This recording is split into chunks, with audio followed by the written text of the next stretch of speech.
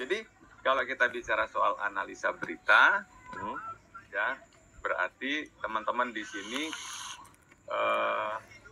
ini yang paling sederhana ya, yang paling sederhana, tunggu JOLTS job opening, beritanya ini akan impact kepada NFP dan unemployment rate,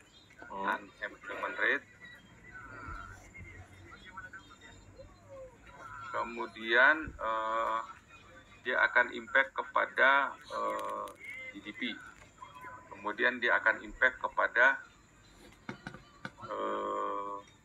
inflation khususnya CPI year on year. Urutannya ini.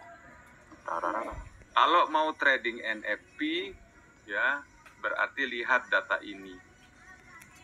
Job opening. Nah, kita akan siapkan pada saat dia konsolidasi, boleh kita siapkan untuk, karena ini job misalkan negatif, maka ini NFP juga potensi negatif.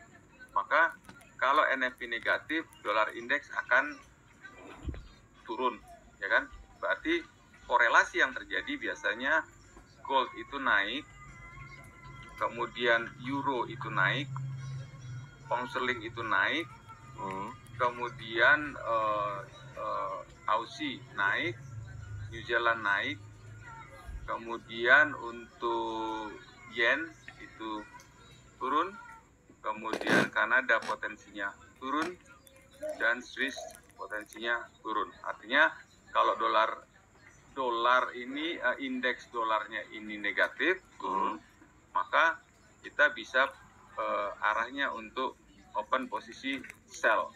Nah, di sini kalau mau saat berita ada 3 teknik yang bisa kita gunakan saat berita. Saat berita atau sebelum berita dan setelah berita. Saran saya setelah berita.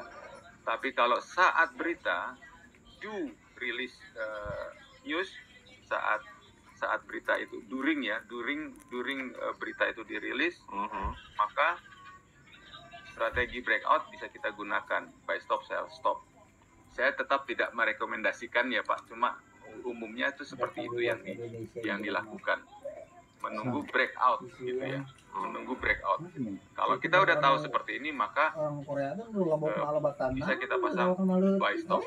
Saran saya bukan pasang buy stop justru, gitu. Kalau kita sudah tahu ini buy limit.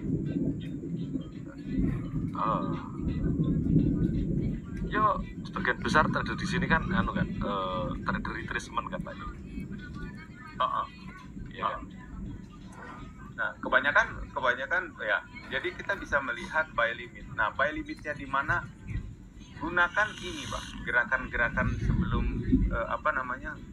formasi saat sebelum konsolidasi. Konsolidasi itu 30 menit sampai 5 menit sebelum berita itu 5 menit sebelum berita itu biasa konsolidasi. Nah, 30 menit sebelum itu kita lihat, atau 1 jam sebelum itu kita lihat di mana support resistannya, di sana kita letakkan buy limit atau sell limit. Kalau ya tergantung nanti data mau dirilisnya apa. Kan kita sudah punya perkiraan.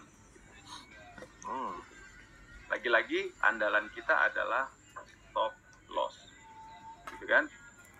Pada saat stop loss ini yang menjadi ketakutan kita adalah limp fix. Jadi sarannya adalah tidak ikut di tengah-tengah ini.